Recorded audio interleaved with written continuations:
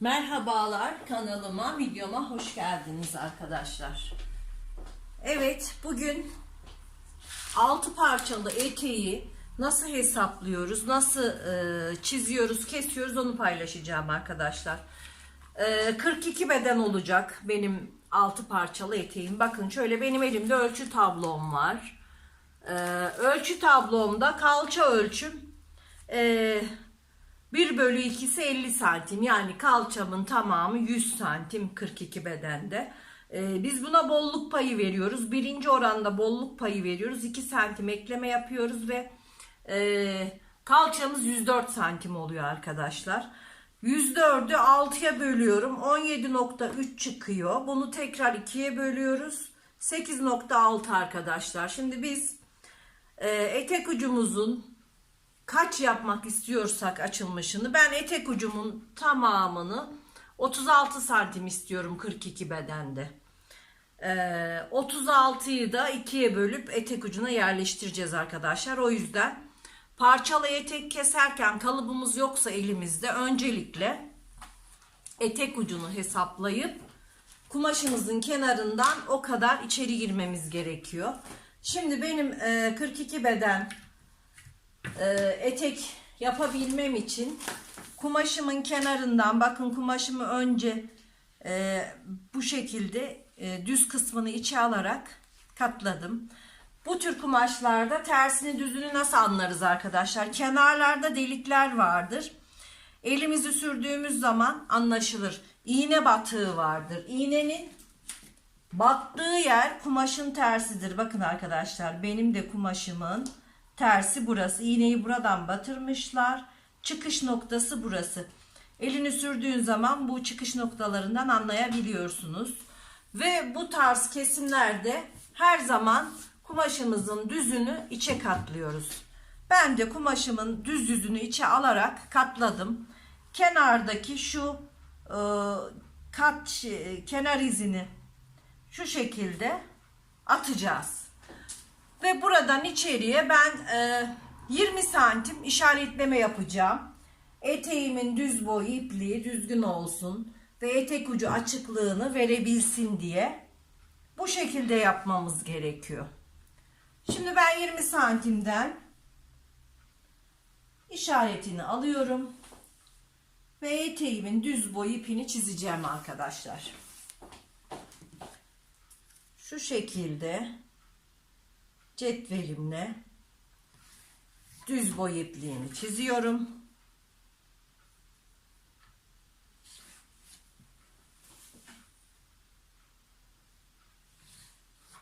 Evet.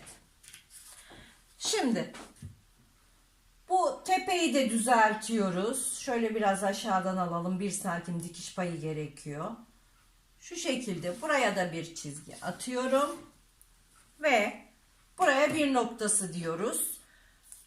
Eteğimin beli lastikli olacak fakat kemerini sonradan takacağım. O yüzden buradan aşağıya kalça ölçüm olan 20 santimi iniyorum. Bunu da sağa ve sola uzatıyorum. Bakın arkadaşlar, hiç kalıp bilmeyen, dikiş bilmeyen arkadaşlar bu videoyu izleyerek bu şekilde kolayca kendilerine ya da başkalarına istedikleri parçalı eteği dikebilirler. Evet. Şimdi buraya kalça ölçümü yerleştireceğim. Buraya da kalça ölçümü yerleştireceğim. Çünkü eteğim lastikli olacak.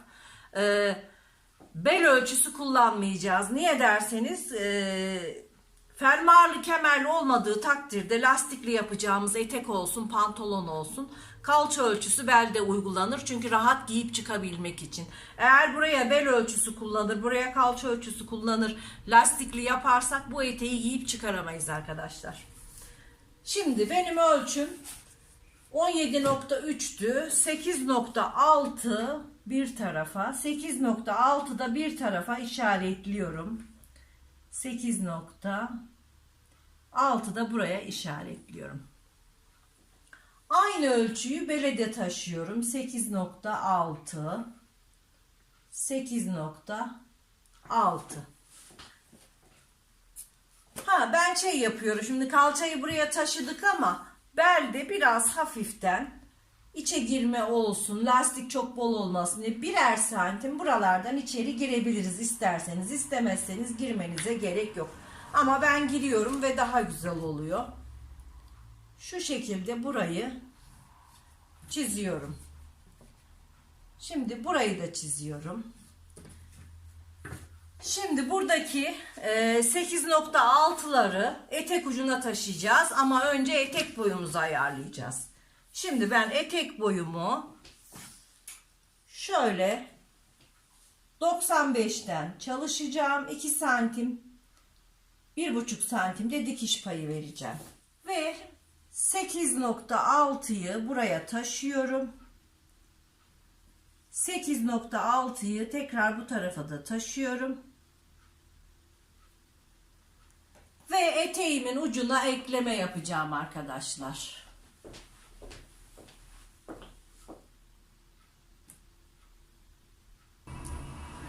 Evet arkadaşlar, şimdi etek ucumun 36 olmasını istediğim için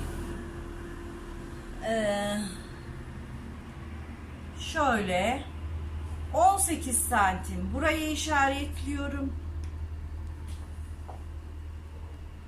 18 de burayı işaretliyorum ve etek ucunda istediğim ölçüyü buldum arkadaşlar.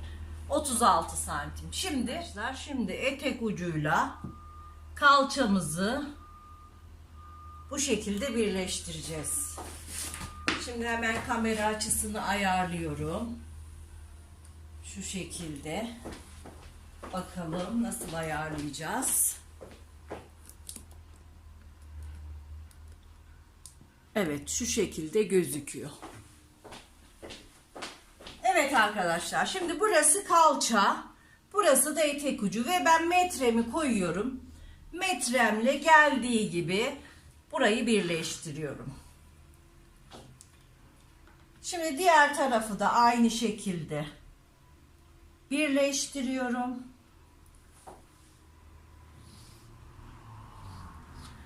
Ve 6 parçalı eteğimizin 2 parçası çıktı. Yani kalıbımız çıktı. Bu işlemi yaptıktan sonra eteğimiz çıktı demektir.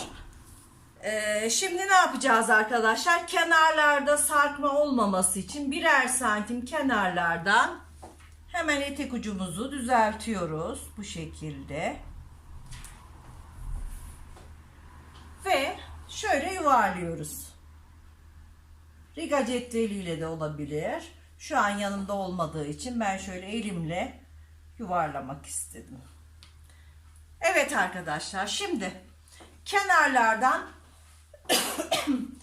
ve belden birer santim pay vererek eteğimizi keseceğiz. Etek ucundan 1,5 santim payımızı vermiştik zaten. Şimdi hemen birer santim göz kararı dikiş payımı vererek eteğimi kesiyorum.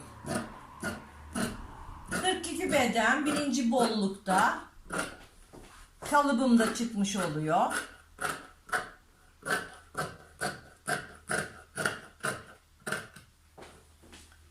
Evet.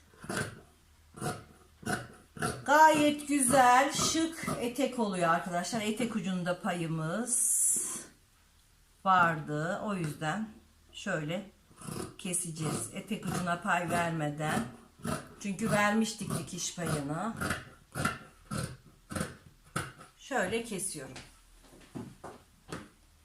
Bele 1 santim dikiş payı veriyorum.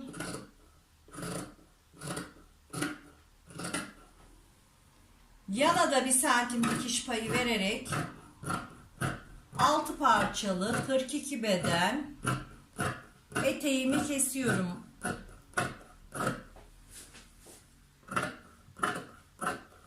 Benim bu diktiğim etekler satılıktır arkadaşlar. Instagram sayfam Küçer Hülya, oradan bakabilirsiniz. Evet, gördüğünüz gibi eteğimin 2 parçası çıktı.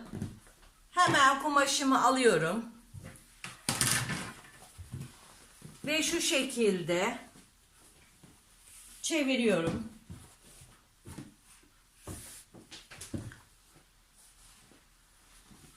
Ve şöyle katlayalım mı? Gerek yok.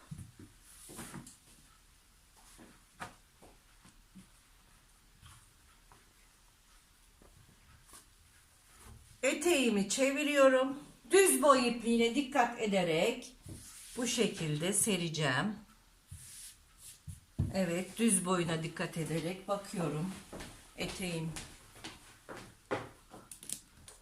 Evet arkadaşlar, bakın eteğimiz bu şekilde. Şimdi ben bundan 6 parçaya tamamlayıp kesiyorum arkadaşlar. Videomuz çok uzun sürmesin. 6 parçaya tamamlayıp kesip dönüyorum. Evet arkadaşlar, bakın gördüğünüz gibi 6 parçalı eteğimizin kesilmiş hali böyle. Düz yüzlerinden overlock çekeceğiz. Sonra düz makinede birleştireceğiz. Sonra lastikli kemer takacağız beline ve eteğimiz bitmiş olacak. Bugünkü videomda 6 parçalı etek nasıl kesilir, kalıpsız nasıl kesilir, pratik olarak onu anlatmaya çalıştım. Bir dahaki videoda görüşmek üzere arkadaşlar. Hoşça kalın, sağlıkla kalın.